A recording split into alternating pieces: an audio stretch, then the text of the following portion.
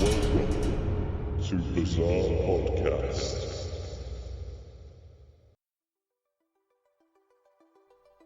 Hey everybody, welcome back. My name's Dave Mack and you're listening to Bizarre Podcast, but I'm guessing you knew that already, seeing as you've downloaded the episode.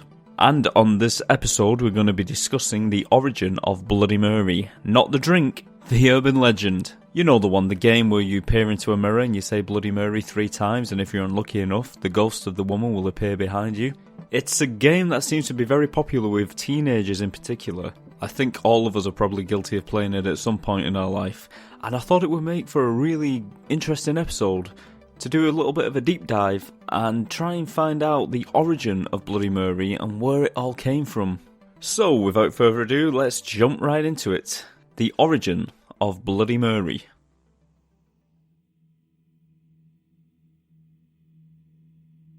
Bloody Mary is possibly one of the better known urban legends out there, but if you're not familiar with the spooky game, let me give you a bit of insight. It's a game that, if played correctly, can summon the evil, terrifying ghost of a woman who will haunt your dreams forever or worse. To play the creepy game, you're required to stand in a dark room, your only source of light coming from a single lit candle, and then you gaze into a mirror and begin to say aloud her name 3 times. Bloody Mary, Bloody Mary, Bloody Mary. Then, as you peer into the mirror, the ghost of Mary is supposed to appear behind you, sometimes appearing as a corpse, sometimes a witch, and sometimes completely covered in blood. And she has also been known to appear holding a dead baby. What happens next differs from story to story.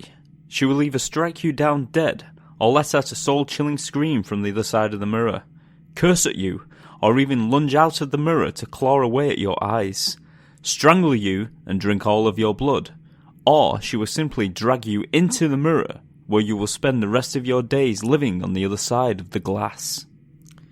The game is pretty much universal, but there are some differences from different regions. For example, in some regions it is said that Mary's name has to be spoken not 3 times but 13. Also, the chant is said to have different versions such as I believe in Mary Worth, Kathy come out, Bloody Mary I stole your baby, or Bloody Mary I killed your baby. Mary has also been known to have many different names. According to Snopes.com, here are a few. Bloody Bones, Mary Worthington, Mary Wales, Mary Johnson, Mary Lee, Mary Jane, Sally, Kathy, Agnes, Black Agnes, Aggie, and Savart Madame. Now, where I grew up in the UK when I was a child, we had a version of Bloody Mary, but we didn't call her Bloody Mary where I was from, we called her the Grey Lady. And it was the same premise. You stared into a mirror, but instead of saying Bloody Mary 3 times, we would say Grey Lady, Grey Lady, Grey Lady. And I've even got a vague memory of the kids playing this in my primary school when I was a kid, going into the school toilets and saying Grey Lady 3 times into the mirror. Some kids were too scared to do it. I also have a vague memory of someone creating a story, like a backstory for the Grey Lady. I always remember when I was a child and we used to go to the park, and on the way to the park there was this old abandoned building, and I remember my sister telling me that that's where the story of the Grey Lady came from. Apparently the story that was going around the town was that this abandoned orphanage, which I'm not even sure it was an orphanage, I think it was just some old abandoned building, but like I said, I was very young at the time, so I can't actually remember what this building was. But the story was that it was an orphanage, and the story that was going around my town was that the Grey Lady was a nun at this orphanage, and she used to beat the children, and one day she beat one of the children so badly that the child died, and before she could be arrested, she decided to hang herself from the rafters. And it was said that if you were to venture inside the abandoned building, there's a chance you would see the ghost of the dead nun, where she would drop down on a rope, grab you, and take you back up into the rafters. Now, this story was just created to obviously keep children away from an abandoned building, to scare them from going near it, just like the Jenny Greenteeth story. I don't know if you've heard of that. That was very big in my area when I was growing up. I was always told, be good, or Jenny Greenteeth will come and get you. I was also told to keep away from pond areas, or Jenny Greenteeth, who was believed to be like a green-skinned hag or a witch, would come up from the depths of the pond and drag me down and drown me. It was, when I was growing up, it seemed like a horrible way to scare kids into being safe. It's horrible. I mean, I can see why they did it. They just wanted to keep the kids out of harm's way, but there must have been a better way to do it other than scaring your kids to death. Anyway, the point I was trying to make is that my town's version of Bloody Mary was called the Grey Lady, and she also had a horrifying backstory created for her, which, as far as I know, was just unique for my area. So the point I'm trying to make is that in other areas, Bloody Mary probably has a different backstory and probably goes by a different name than the more common Bloody Mary.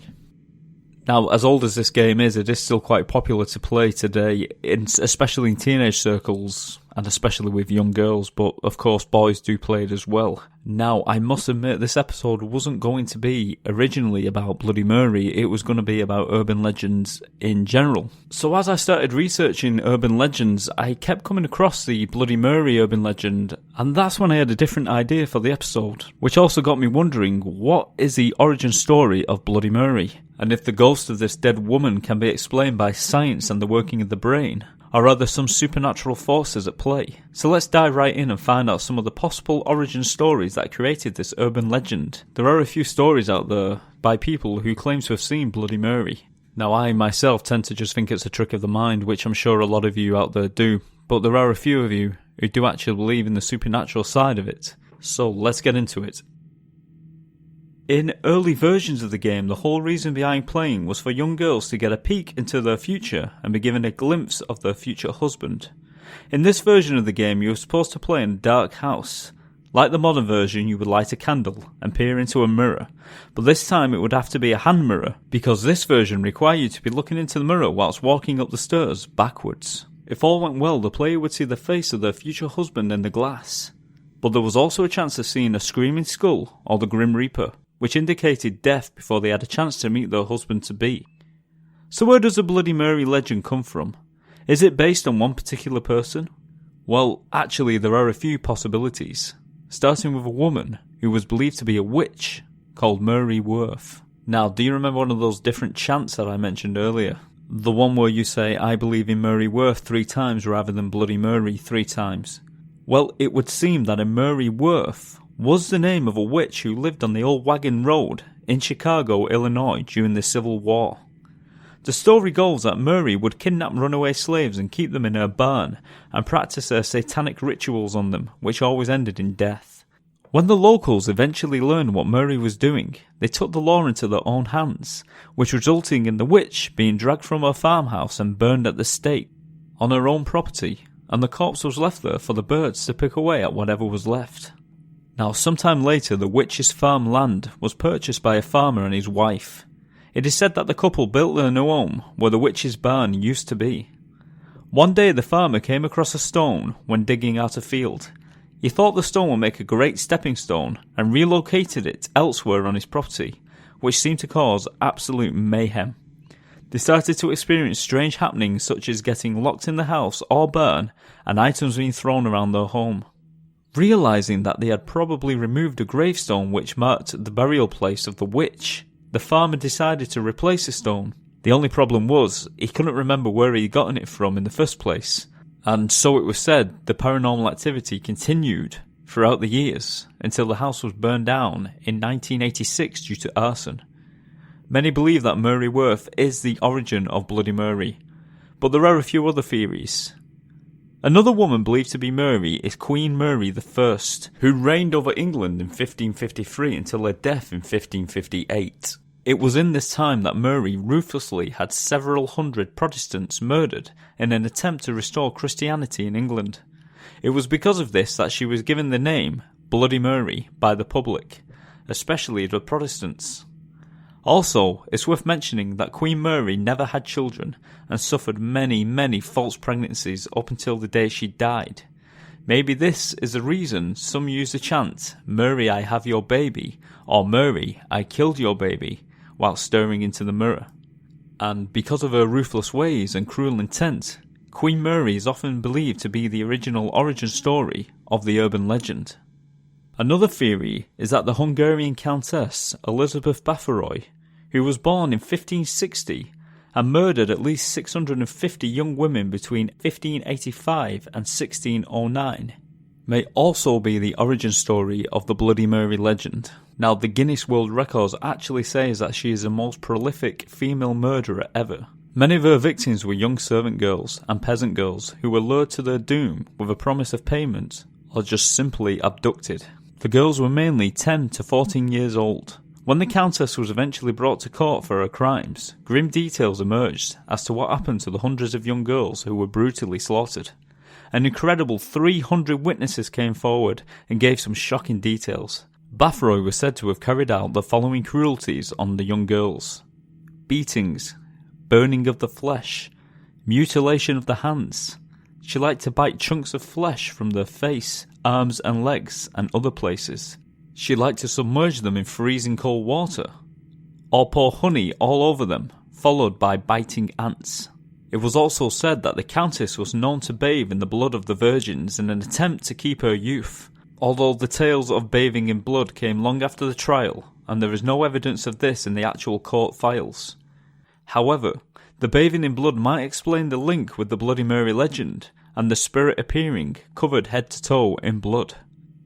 Bathroy was placed in solitary confinement and kept in a set of rooms which were bricked up inside of a castle, with only small slits for ventilation and food. 4 years later, she died in the bricked up room. Another theory is that the origin of the Bloody Mary game may have not started centuries ago, but in more modern times, but this is more of an urban legend in itself. The tale begins with a young woman named Mary Worth, like the witch, but not this time, was involved in an awful car crash, leaving her face horribly mutilated. Before the crash, it is said that the young woman was very beautiful and would stare into her reflection every day. But after the crash, looking in the mirror became a painful experience for Mary, and she eventually started to lose her mind, and one day decided to walk into the mirror and terrorise her victims from the other side.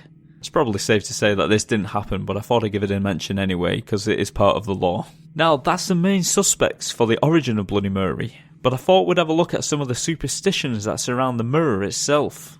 Mirrors have been connected with superstition now for centuries, and here are just a few of the more popular superstitions that are going around, or have been at some time.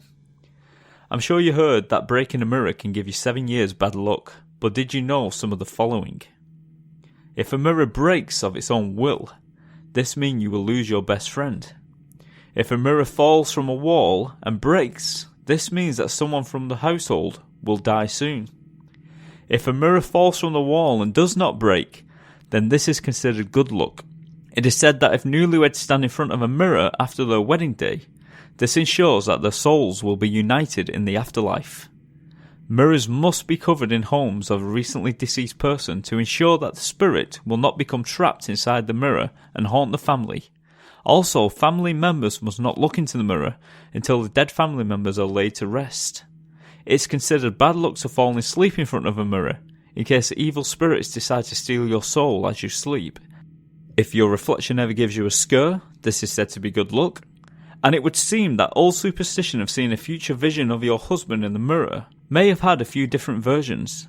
This one involves staring into a mirror with a candle, then slice an apple into 9 pieces, eat 8 of them, and throw the 9th piece into the mirror, and your future husband will appear and catch the apple. And in China, they believe that hanging a mirror outside of your home will reflect away evil spirits, and believe me, I could go on forever. Mirrors have played a big part in many superstitions throughout the years, and many of these superstitions have also bled into movies.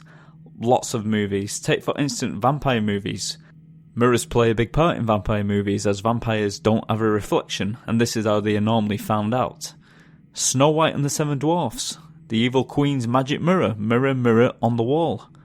The Candyman movie, which is very similar to the Bloody Mary lore. And my kids actually brought this one to my attention. Even Harry Potter has a magic mirror, where he can see a vision of his dead parents. And the list goes on and on.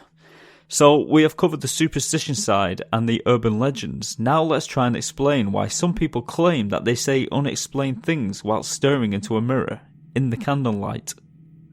Staring into a mirror in a dimly lit room can actually cause you to hallucinate. Staring for a long period of time in your own reflection can trick your eyes into thinking that your own face is actually changing. Now, consider me your guinea pig, because this has actually happened to me a few years ago. I wasn't playing Bloody Mary. I was more interested